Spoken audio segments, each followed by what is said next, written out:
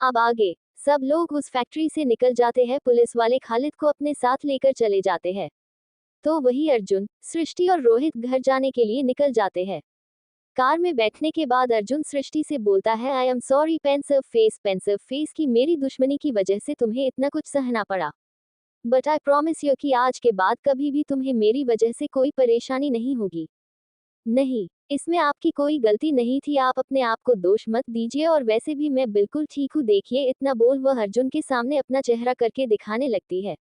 ऐसा करने से अर्जुन की नज़र एक बार फिर उसकी गालों पर छपे उंगलियों और होठों के किनारे से बहते खून पर चली जाती है, जिसे देखकर एक बार फिर अर्जुन के दिल में दर्द होता है और वह अपने ख्यालों में ही सृष्टि के होठों के किनारे लगे खून को अपनी उंगलियों से साफ करने लगता है। अर्जुन के ऐसा करने से सृष्टि को दर्द महसूस होती है और उसके मुंह से एक दर्द भरी आवाज निकलती है। सृष्टि की आवाज सुनकर अर्जुन अपने ख्यालों से बाहर आता है और वह उससे माफी मांगते हुए बोलता है, सॉरी, पता नहीं कि ये कैसे हो गया। इतना बोल वह फिर रोहित से बोलता है, जल्दी से कार को हॉस्पिटल की ओर ले चलो। उसकी बात सुनकर रोहित कार को हॉस्पिटल की ओर मोड़ देता है। तो वही सृष्टि अर्जुन से बोलती है, अरे नहीं, इसकी कोई जरूरत नहीं है, मैं ठीक हूँ, ये बस एक छोटी सी चोट है। नहीं, तुम चुप रहो, मैंने एक बार बोल दिया कि हम पहले हॉस्पिटल चल रहे, मतलब चल रहे हैं। अर्जुन की बात सुनकर सृष्टि भी चुप हो जाती है और फिर वह लोग कुछ ही देर में हॉस्पिटल पहुंच जाते हैं। हॉस्पिटल आने के बाद डॉक्टर सृष्टि की ड्रेसिंग कर देते हैं और फिर अर्जुन को मेडिसिन देते हुए बोलते हैं, ये एक टैबलेट आज सोने से पहले इनको दे दीजिएगा, जिससे इनको अच्छा फील होगा और इन्हें जितना हो सके उतना रेस्ट करने दे और बाकी सब ठीक है। डॉक्टर की बात सुनकर अर्जुन उन्हें थैंक यू बोलता है और फिर वह सब बाहर आ जाते हैं और वापस से कार में बैठकर घर जाने लगते हैं। कार में बैठने के बाद सृष्टि अर्जुन से बोलती है कि क्या घर पर सबको मेरी किडनैपिंग के बारे में पता है? नहीं, किसी को नहीं पता है, सिर्फ ये बात अमन जानता है और मैंने उसे बोल दिया था कि वह किसी को घर पर कुछ नहीं बताए। अर्जुन ने बोला, अच्छा किया कि आपने किसी को कुछ नहीं बताया, वरना सबको खामखा परेशानी होती। इतना बोल वह विंडो के बाहर देखने लगती है कि तभी अर्जुन का फोन रिंग करने लगता है। रिंग की आवाज सुनकर अर्जुन अपना फोन निकालकर चेक करता है तो उस पे अमन का नाम फ्लैश हो रहा था। अमन का कॉल देखकर अर्जुन कॉल पिक कर लेता है। वह जैसे ही कॉल पिक करता है कि दूसरी तरफ से अमन की आवाज आती है, भाई आप मेरा कॉल तब से क्यों पिक नहीं कर रहे हैं? आपको पता है मुझे यहाँ पर कितना टेंशन हो रहा है कि भाभी किस हालत में होगी, आपको उनके बारे में कुछ पता चला कि नहीं? अमन की बात सुनकर अर्जुन उससे बोलता है, तुम पहले शांत हो जाओ और मेरी बात सुनो। सृष्टि मुझे मिल गई है और हम बस कुछ ही देर में घर पर आ रहे हैं। अर्जुन की बात सुनकर अमन खुश होते हुए बोलता है, क्या भाभी मिल गई? ये तो बहुत खुशी की बात है। इतना बोल वह आगे गुस्से में बोलता है, भाई वह कौन था जिसने भाभी को किडनैप किया था? अमन की बात सुनकर अर्जुन बोलता है, वो मैं तुझे घर पर आकर सब बताता हूँ। इतना बोल अर्जुन कॉल कट कर देता है। कॉल रखने के बाद जब वह सृष्टि की तरफ देखता है तो सृष्टि कार के विंडो पर सर रखकर सोई हुई है। आज की इंसिडेंट के बाद सृष्टि मेंटली और फिजिकली दोनों तरह से थक गई थी, इसीलिए उसे थकावट की वजह से नींद आ जाती है। उसको सोता देखकर अर्जुन के फेस पर स्माइल आ जाती है और वह सृष्टि के सर को अपने गोद में रखकर लेटा देता है ताकि उसे सोने में कोई दिक्कत नहीं हो। ये करने के बाद वह रोहित से बोलता है, मुझे कल सुबह अपने टेबल पर उस करण रॉय की पिछले 3 सालों की फाइल चाहिए। इस बार मैं उसे ऐसा सबक सिखाऊंगा कि वह अपनी सारी जिंदगी अपने आप को कोसेगा कि उसने मुझसे पंगा क्यों लिया। जी सर, आप चिंता मत करिए, कल सुबह तक मैं उस करण रॉय की सारी डिटेल्स आपको निकाल कर दे दूंगा, रोहित ने बोला। उसकी बात सुनकर अर्जुन फिर सोई हुई सृष्टि को देखता है और उसके सर पर अपना हाथ फेरते हुए अपने आप से बोलता है, पता नहीं कि तुम में ऐसी कौन सी बात है जिसकी वजह से मैं तुम्हारी ओर एक अलग सा खिंचाव महसूस करता जा रहा हूँ। मैंने कभी नहीं सोचा था कि मेरे उस इंसिडेंट के बाद मुझे अपनी लाइफ में दोबारा किसी से प्यार होगा, लेकिन तुमसे मिलने के बाद मुझे दोबारा प्यार होगा है। और मैं ये भी जानता हूँ कि ये सब तुम्हारे लिए इतना आसान नहीं होगा, क्योंकि उस राहुल से मिले धोखे के बाद तुम्हारा प्यार पर से विश्वास उठ गया है।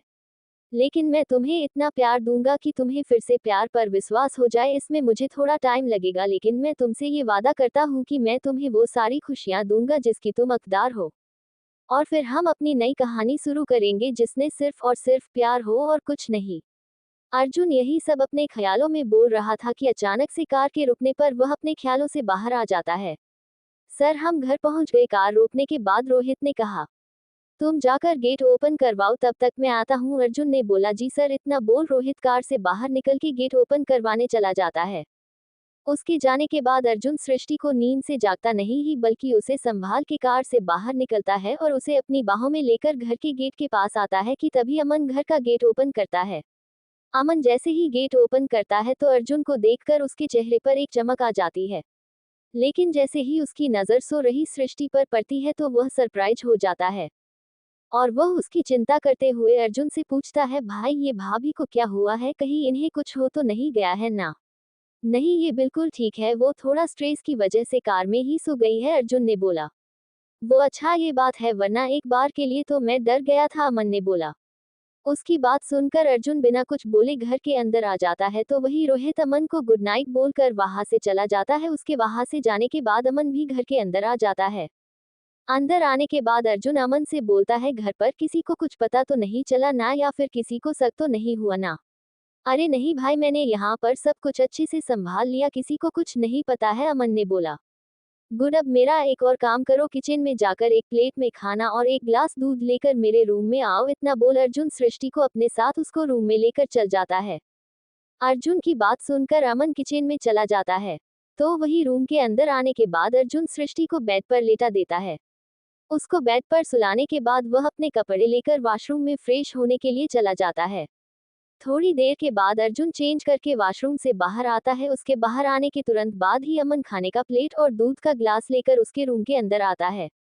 अमन को देखकर अर्जुन उससे खाने का प्लेट और दूध लेकर टेबल पर रख देता है। उसके बाद अमन अर्जुन से पूछता है, भाई आपने बताया नहीं कि भाभी के किडनैपिंग के पीछे किसका हाथ था?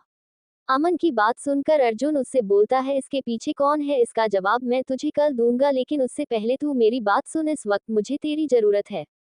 भाई आप बोलकर तो देखिए, आपके लिए जान भी देने के लिए तैयार हूँ, अमन ने बोला। नहीं, जान देने की जरूरत नहीं, मैं बस इतना चाहता हूँ कि तुम कल से कंपनी ज्वाइन करे, अर्जुन बोला। कंपनी पर क्यों भाई, कोई बहुत बड़ी बात है क्या? अमन ने पूछा। हाँ ऐसा ही समझ ले, अर्जुन ने बोल। ठीक है भाई, मैं तैयार हूँ, मैं कल से ही आपके साथ कंपनी ज्वाइन करूंगा, अमन ने बोला। मुझे तुमसे यही उम्मीद थी, अब बाकी की बातें हम कल करेंगे, अभी बहुत रात हो गई है इसीलिए जाकर सो जा, अर्जुन ने बोला। उसकी बात सुनकर अमन गुड नाइट बोलकर वहां से अपने रूम में चला जाता है। उसके जाने के बाद अर्जुन सृष्टि के पास जाता है और उसे निहारने लगता है। फिर कुछ देर उसी तरह से निहारने के बाद वह सृष्टि को उठाने की कोशिश करता है, लेकिन सृष्टि इतना थक गई थी कि वह उठ ही नहीं रही थी। अर्जुन के बहुत कोशिश करने के बाद सृष्टि अपनी आंखें धीरे से खोलती और उसी तरह नींद में ही बोलती है, क्या हम घर पहुंच गए हैं? अपने नींद में होने के कारण सृष्टि ये बोलते वक्त इतनी प्यारी लग रही थी कि अगर कोई भी इस वक्त उसे देख लेता तो उसके इस क्यूटनेस पर फिदा हो जाता। और वही अर्जुन के साथ भी ऐसा ही होता है, वह भी सृष्टि की इस क्यूटनेस पर फिदा हो जाता है और उसके फेस पर एक स्माइल आ जाती है। फिर वह सृष्टि से बोलता है कि हम घर भी पहुंच गए हैं और अपने बेडरूम में भी। अर्जुन की बात सुनकर सृष्टि अपने नींद से बाहर आती है और चौंकते हुए बोलती है, क्या हम अपने रूम में कब पहुंचे? हम तो कार में थी ना? हाँ हम कार में थे, लेकिन तुम कार में ही सो गई थी, इसीलिए मैं तुम्हें अपने गोद में उठाकर रूम के अंदर ले आया, अर्जुन ने बोला। अर्जुन की बात सुनकर सृष्टि चौंकते हुए बोलती है, क्या आपने मुझे अपने गोद में उठाकर ले आया? आपने मुझे जगाया क्यों नहीं? मैंने तुम्हें जगाने की कोशिश किया था लेकिन तुम जगी ही नहीं, तो इसीलिए मैं तुम्हें उठाकर ले आया। और तुम अभी कितनी मुश्किल से उठी हो, तुम्हें पता भी है, अर्जुन ने बोला। वो सॉरी, दरअसल आज के इंसिडेंट से मैं बहुत थक गई थी इसीलिए ऐसा हो गया, सृष्टि ने बोला। कोई बात नहीं, मैं समझ सकता हूँ, और अब ये सब जाने दो, पहले तुम फ्रेश होकर आओ जिससे तुम्हें अच्छा फील होगा, और क्योंकि उसके बाद तुम्हें डिनर करके दवाई भी लेनी है, अर्जुन ने बोला। मैं फ्रेश होकर आती हूँ, इतना बोल सृष्टि अपने कपड़े लेकर वॉशरूम में चली जाती है। थोड़ी देर में सृष्टि फ्रेश होकर बाहर आती है तो उसे अब पहले से बेहतर फील हो रहा था। सृष्टि के फ्रेश होकर आने के बाद अर्जुन उससे बोलता है, आकर डिनर कर लो। उसकी बात सुनकर सृष्टि उसके पास जाकर सोफे पर बैठ जाती है। उसके बैठने के बाद अर्जुन उससे खाने का प्लेट देते हुए बोलता है, ये लो डिनर करो, उसके बाद फिर मेडिसिन भी लेनी है। अर्जुन के हाथ से प्लेट लेने के बाद सृष्टि खाने का पहला निवाला अर्जुन की तरफ बढ़ा देती है। सृष्टि को ऐसा करते देखकर अर्जुन चौंक जाता है और उससे पूछता है, ये क्या कर रही हो? मैंने तुम्हें खाने के लिए बोला है ना कि मुझे खिलाने के लिए। मुझे पता है कि आपने मुझे खाने के लिए बोला है, लेकिन मैं ये भी जानती हूँ कि आपने दोपहर से कुछ भी नहीं खाया होगा, सृष्टि बोली।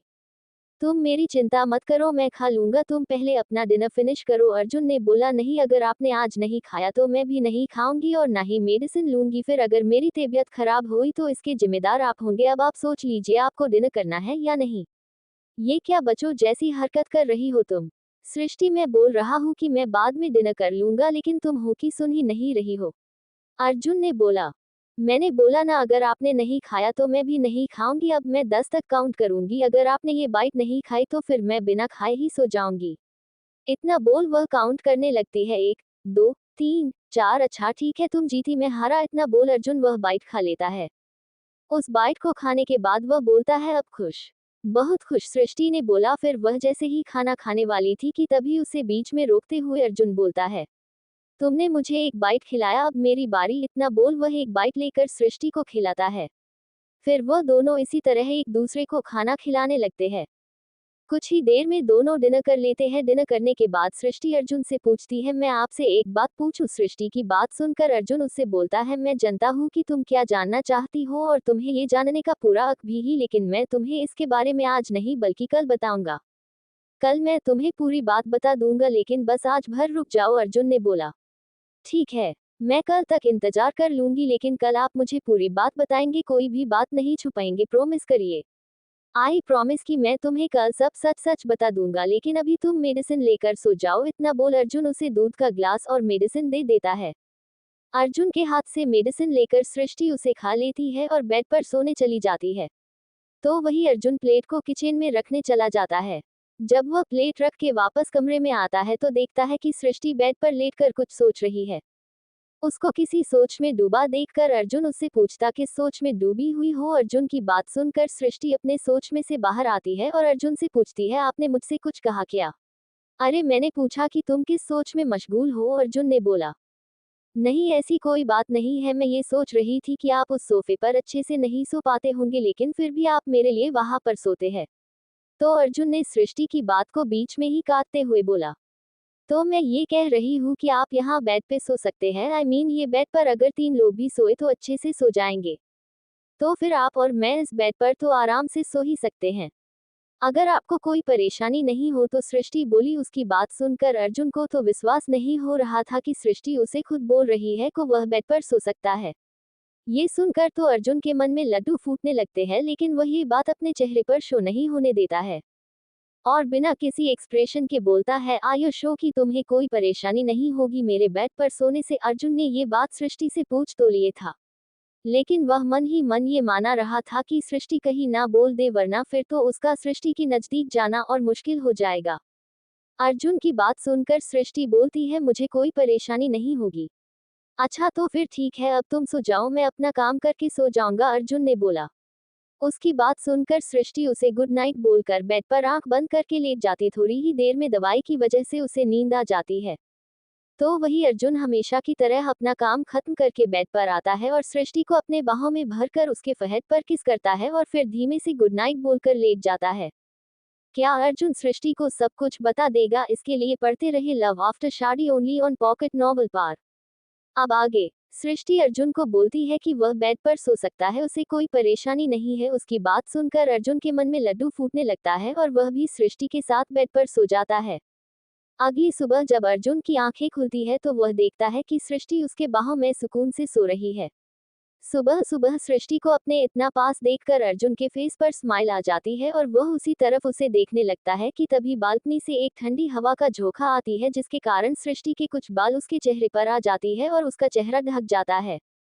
ये देखकर अर्जुन उसके चेहरे से बाल हटाता है और फिर सृष्टि के फहद पर किस करके बेड पर से उठ जाता है और रोज की तरह अपने जॉगिंग शूट पहनकर बाहर चला जाता है। जब वह 1 घंटे के बाद अपने रूम में आता है तो देखता है कि सृष्टि अभी भी सो रही है। उसको सोता देखकर अर्जुन अपने आप से बोलता है, अभी इसी सोने देता हूँ ताकि इसको बाद में अच्छा फील होगा। इतना बोल वह अपने कपड़े लेकर वॉशरूम में चला जाता है। थोड़ी देर बाद अर्जुन जब नहाकर बाहर आता है तो देखता है कि सृष्टि बेड पर नहीं है। ये देखकर वह चौंक जाता है और फिर रूम में इधर उधर देखने लगता कि तभी उसकी नजर बालकनी में पड़ती है। तो देखता है कि सृष्टि बालकनी में खड़ी होकर कुछ सोच रही है। उसको वहां देखकर अर्जुन उसके पास जाता है और पीछे से बोलता है, अब कैसा फील कर रही हो? अचानक से अर्जुन की आवाज सुनकर सृष्टि चौंक जाती है और पीछे मुड़कर अर्जुन से पूछती है, आप कब आए, मुझे तो पता ही नहीं चला। मैं अभी अभी आया हूँ, लेकिन तुम मेरी छोड़ो, पहले तुम बताओ कि अब तुम कैसा फील कर रही हो, अर्जुन ने पूछा। मैं अब अच्छा फील कर रही हूँ, सृष्टि ने जवाब दिया। गुड, अब तुम जाकर फ्रेश हो जाओ, अर्जुन ने बोला। उसकी बात सुनकर सृष्टि वहां से वॉशरूम में चली जाती है तो वहीं अर्जुन अपना लैपटॉप ओपन करके उस पे काम करने लगता है। लगभग आधे घंटे के बाद सृष्टि वॉशरूम से नहाकर और चेंज करके बाहर आती है और फिर वह मिरर के सामने जाकर अपने बालों को सुखाने लगती है। फिर कुछ देर में पूरी तरह से तैयार होने के बाद सृष्टि अर्जुन के पास जाती है और उससे बोलती है, नीचे चले, सब हमरा इंतजार कर रहे होंगे। उसकी बात सुनकर अर्जुन उससे बोलता, तुम आज ऑफिस नहीं जा रही हो। ये सुनते ही सृष्टि को झटका लगता है और वह अर्जुन से सरप्राइज होते पूछती है, आप ये क्या बोल रहे हैं, मैं आज ऑफिस क्यों नहीं जा सकती हूँ? क्योंकि मैं नहीं चाहता हूँ, मेरा मतलब यह है कि तुम्हें डॉक्टर ने प्रॉपर रेस्ट करने के लिए बोला है, अर्जुन ने जवाब दिया। पर मैं अब ठीक हूँ और अगर मैं घर पे रहूंगी तो मैं बोर हो जाऊंगी, मेरा मतलब मैं पूरा दिन घर पे रहकर करूंगी क्या, सृष्टि ने पूछा। मैंने बोल दिया कि तुम आज घर पर रुककर रेस्ट करोगी, मतलब रेस्ट करोगी, अर्जुन ने जवाब दिया। अर्जुन की बात सुनकर सृष्टि फिर कुछ नहीं बोलती है और वह बस चुपचाप खड़ी हो जाती है। सृष्टि को ऐसे उदास देखकर अर्जुन उससे बोलता, देखो मैं जो बोल रहा हूँ वह तुम्हारे भले के लिए बोल रहा हूँ, और वैसे भी बस एक दिनों की तो बात है, उसके बाद फिर तुम ऑफिस आ सकती हो। वह सब तो ठीक है, लेकिन आपने बोला था कि आप मुझे आज सब सच्चाई बताओगे। हाँ, तो मैं तुम्हें आज ही सब बताऊंगा, लेकिन शाम को जब मैं ऑफिस से आऊंगा तब, अर्जुन ने बोला। तो फिर ठीक है, मैं आज घर पे रहने के लिए रेडी हूँ, इतना बोल वह अर्जुन से उसका फोन मांगते हुए बोलती है, क्या आप मुझे एक कॉल करने के लिए अपना फोन दे सकते हैं? वो क्या है ना, कल उस किडनैपर ने मेरा फोन तोड़ दिया। फिर उदास सा फेस बनाकर बोलती है, पता है मैंने उसे 2 महीने पहले ही लिया था। तुम मेरा फोन जब चाहे ले सकती हो, तुम्हें उसके लिए मेरी परमिशन लेने की जरूरत नहीं, क्योंकि तुम मेरी वाइफ हो। इसी हक से मेरा जो कुछ भी है उस पर तुम्हारा उतना ही हक है जितना कि मेरा, इसीलिए अगली बार से मेरी परमिशन लेने की जरूरत नहीं। और रही बात तुम्हारे फोन की, तो वह मैं आज शाम को ऑफिस से घर आते वक्त लेते आऊंगा, इतना बोल वह अपना फोन सृष्टि को दे देता है। वैसे किसको कॉल करने वाली हो, अर्जुन ने पूछा। अर्जुन की बात सुनकर सृष्टि को जैसे कुछ याद आता है और वह उससे बोलती है कि मुझे आपसे एक काम था। क्या, बोलो। वह दरअसल मेरी एक बेस्ट फ्रेंड है, स्नेहा, तो क्या आप उसे अपनी कंपनी में जॉब दे सकते हैं? डोंट वरी, उसे जॉब मिल जाएगी, बस तुम उसे कॉल करके बोल देना कि वह दोपहर के 12 बजे को कंपनी चली आई। थैंक यू, मैं अभी उसे कॉल करके बता देती हूँ, इतना बोल वह अर्जुन का फोन लेकर उस पे स्नेहा का नंबर डायल करती है और कॉल लगाती है। 2 से 3 रिंग जाते ही दूसरी तरफ से स्नेहा कॉल पिक कर लेती है और बोलती है, हेलो, कौन? हेलो स्नेहा, मैं सृष्टि बोल रही हूँ। सृष्टि तू है, लेकिन तू ये किसके फोन से कॉल कर रही है, कहीं तूने अपना नंबर तो चेंज नहीं कर दिया ना? अरे ये तू क्या बोल रही है, मैं अपना नंबर चेंज क्यों करूंगी, और रही बात इस नंबर की, तो ये तो मैं तुझे अर्जुन के फोन से कॉल कर रही हूँ। ओ, तो ये जीजू का नंबर है। हो गया तेरा ड्रामा शुरू, पहले मेरी बात सुनेगी? अच्छा ठीक है, बोल। मैं ये बोल रही थी कि तू आज कंपनी में दोपहर के 12 बजे तक आ जाना, मैंने अर्जुन से बात कर ली। सृष्टि की बात सुनकर स्नेहा खुशी से चिल्लाते हुए बोलती है, थैंक यू, थैंक यू। उसकी बात सुनकर सृष्टि उसे शांत करते हुए बोलती है, अब चुप हो जा मेरी माँ और टाइम पर कंपनी पहुंच जाना। ठीक है, मैं टाइम पर पहुंच जाऊंगी, तू उसकी चिंता मत कर, इतना बोल वह कॉल कट कर देती है। कॉल रखने के बाद सृष्टि अर्जुन को उसका फोन वापस दे देती है। फोन लेने के बाद अर्जुन बोलता है, अब चलो नीचे चलते हैं, सब हमरा वेट कर रहे होंगे। अर्जुन की बात सुनकर सृष्टि बोलती है, ठीक है। फिर वह जैसे ही थोड़ी सी आगे बढ़ती है कि तभी उसका पैर टेबल से टकराता जाता है, जिसके कारण उसका बैलेंस बिगड़ जाता है और वह नीचे गिरने लगती है, लेकिन वह नीचे गिरती कि उससे पहले अर्जुन उसको पकड़ने के लिए आगे आता है। लेकिन बेचारा, उसका भी किस्मत खराब था, वह भी टेबल से टकरा जाता है और वह भी गिर जाता है।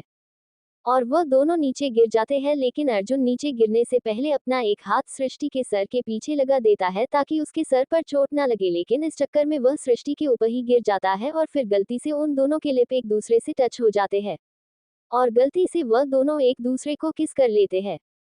ये देखकर तो सृष्टि और अर्जुन दोनों की दिल की धड़कन बुलेट ट्रेन की रफ्तार से धड़कने लगता है और वह बस एक दूसरे को आंखों में देखने लगते हैं कि तभी रूम का दरवाजा कोई नॉक करता है, जिसकी आवाज से दोनों अपने ख्याल से बाहर आते हैं और हड़बड़ाते हुए खड़े होने की कोशिश करने लगते हैं। लेकिन इस चक्कर में एक बार फिर वह दोनों गिर जाते हैं और दोनों के लिप्स आपस में टच हो जाते हैं। इस बार सृष्टि का तो पूरा चेहरा शर्म से लाला हो जाता है। वह सोच रही थी कि वह अपना मुंह किसी चीज में छुपा ले। तो वहीं इस बार अर्जुन जल्दी से रिएक्ट करता है और वह सृष्टि के ऊपर से उठता है और फिर सृष्टि को उठने में मदद करता है। इतने में एक बार फिर नॉक होता है और बाहर से प्रिया की आवाज आती है, भाई और भाभी आप दोनों को माँ नीचे बोला रही है नाश्ता करने के लिए। प्रिया की बात सुनकर अर्जुन बोलता है तू चल हम आ रहे हैं। ओक आप लोग जल्दी आएगा, इतना बोलकर प्रिया वहां से चली जाती है। तो वही सृष्टि अपनी नजरें अर्जुन से मिला नहीं पा रही थी। अभी अभी जो उन दोनों के बीच हुआ था वो एकदम अनएक्सपेक्टेड था। सृष्टि को अपने से नजरें चुराता देखकर अर्जुन उससे बोलता है वो मैंने जानबूझकर नहीं किया, वह तो तुम गिरने वाली थी तो मैं तुम्हें गिरने से बचाने के लिए आगे आया, लेकिन मेरा भी पैर टेबल से टकरा गया और मैं तुम पे गिर गया और फिर हमारे बीच वो। इतना बोलकर अर्जुन चुप हो जाता है और फिर माफी मांगते हुए बोलता आई एम सॉरी, मेरा कोई ऐसा इंटेंशन नहीं था। अर्जुन की बात सुनकर सृष्टि बोलती है नहीं आपको माफी मांगे की कोई जरूरत नहीं है, मैं जानती हूँ कि आपने ये जानबूझकर नहीं किया है, वो तो आप मुझे बचाने के चक्कर में हो गया। और वैसे भी उल्टा मुझे आपको थैंक यू बोलना चाहिए। थैंक यू क्यों, मैंने क्या किया है? अर्जुन ने पूछा। वो आपने अपना हाथ मेरे सर के नीचे रख दिया ताकि मुझे सर पर चोट न लग जाए, उसके लिए सृष्टि ने जवाब दिया। उसकी बात सुनकर अर्जुन फिर माहौल को नॉर्मल करते हुए बोलता है अब हम नीचे चले, सब हमारा वेट कर रहे हैं। जी चलिए चलते हैं। इतना बोल सृष्टि एक बार अपने कपड़ों को ठीक करती है और फिर अर्जुन के साथ नीचे चली जाती है। उन दोनों को नीचे आता देखकर प्रिया बोलती है ये लो भाई और भाभी आ गए। उसकी बात सुनकर सब लोग अर्जुन और सृष्टि को देखने लगते हैं। जब अर्जुन और सृष्टि सब लोगों के पास पहुंचते हैं तो सबको गुड मॉर्निंग विश करते हैं। सब लोग भी उन दोनों विश करते हैं और फिर सब लोग नाश्ता करने के लिए बैठ जाते हैं और सुनीता आंटी सबको नाश्ता सर्व करती है। थोड़ी देर में सब लोग नाश्ता कर लेते हैं। नाश्ता करने के बाद प्रिया सबको बाय बोलकर अपने कॉलेज चली जाती है। उसके बाद अर्जुन सृष्टि से बोलता है तुम आज घर सिर्फ और सिर्फ रेस्ट करोगी। इतना बोल वह फिर अमन से बोलता है चले हमें लेट हो रहा है। उसकी बात सुनकर अमन बोलता है जी भाई चलिए। अर्जुन की बात सुनकर रेखा ही अर्जुन से पूछती है क्या हुआ, तुम सृष्टि को रेस्ट करने के लिए क्यों बोल रहे हो और अमन को अपने साथ कहाँ लेकर जा रहे हो? रेखा जी की बात सुनकर अर्जुन बोलता है वो माँ सृष्टि को कल रात को थोड़ा फीवर हो गया था, इसीलिए मैं उसे आज अपने साथ लेकर ऑफिस नहीं जा रहा हूँ ताकि वह आज घर पर ही रहकर आराम करे। और रही बात अमन की तो उसकी पढ़ाई कंप्लीट हो गया है, इसीलिए मैं उसे अपने साथ कंपनी लेकर जा रहा हूँ।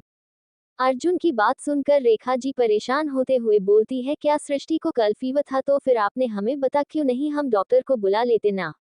माँ मैंने डॉक्टर से कल घर आते वक्त ही दिखवा दिया था और रात बहुत होने के कारण हमने आप लोगों को डिस्टर्ब नहीं किया। अच्छा अब आपकी तबीयत कैसे है बेटा? रेखा जी ने सृष्टि से पूछा। मैं अब ठीक हूँ माँ, आप चिंता मत करिए।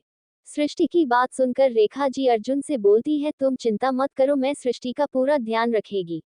रेखा जी की बात सुनकर अर्जुन और अमन उन सबको बाय बोलकर वहां से चले जाते हैं।